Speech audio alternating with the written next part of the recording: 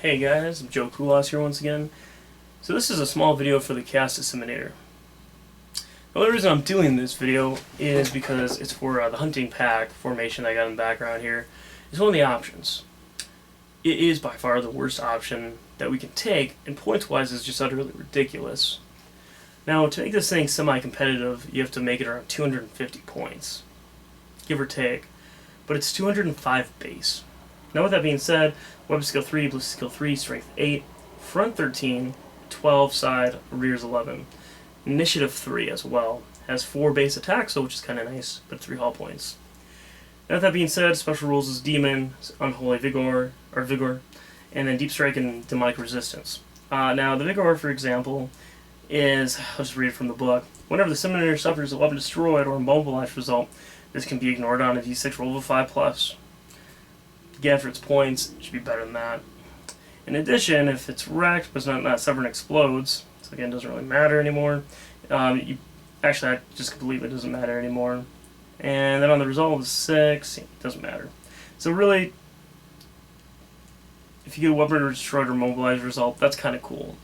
But it should be more of like a 3+, because weapon destroyed and immobilized don't happen that often. The fact that you're paying so much for this thing, it should be like on a 3+, so you ignore it. Now with that being said, it can take marks. That's kind of cool. You can take a searchlight and smoke launchers for inexpensive. But as well, it has some cool weapons. For example, like the heavy conversion beamer. This is what happens when you have a couple drinks. But anyways, like that's a really cool weapon. If you guys aren't too familiar, to give you the gist, if you're at 42 to 72 inches, it is a strength 10 AP1 large blast.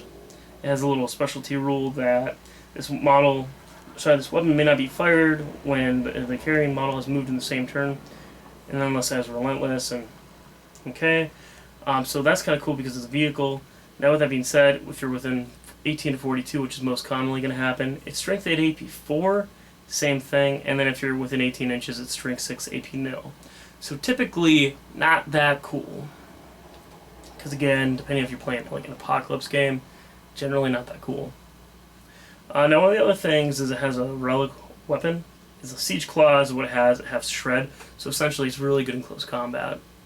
Butcher cannon, strength 8 AP4, heavy 4, but ballistic skill 3, not that big of a deal. Storm laser, strength 6 AP3, it's a heavy D3+2, and then the soul burner petard, strength 5 AP5, ordnance 1, large blast rending. So what happens is at 205. This thing is overpriced because all it comes with is 2 of these siege claws, and then heavy flamers built in, which is kind of cool. But it's 205 points for a very, very simple rundown. You could take a soul grinder with phlegm for 165 with mark of corn.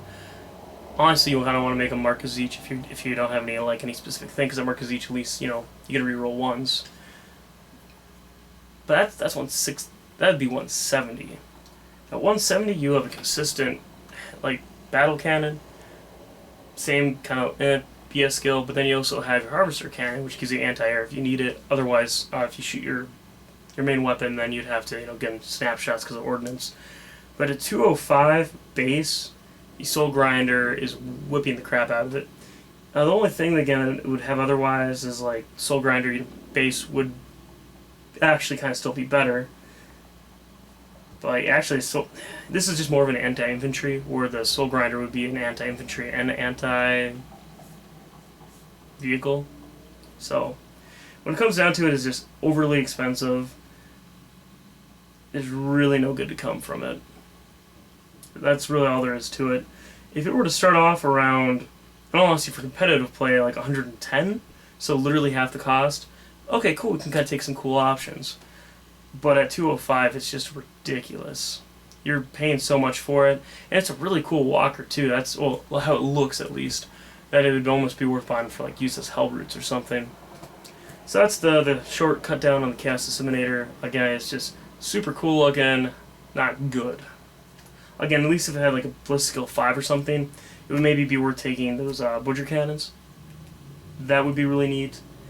But again, just no real options otherwise. So Thank you for tuning in. Oh, and if it matters again, it is an elite, which is the only kind of cool thing. But again, typically, like how much of tax you're paying on this, the elite part doesn't matter. In the sense of you want to do like a ton of vehicles and not pay taxes for other troops. But yeah, be for Chaos Space Marines or Chaos Demons. So, thanks for tuning in. You have a great day and you take care.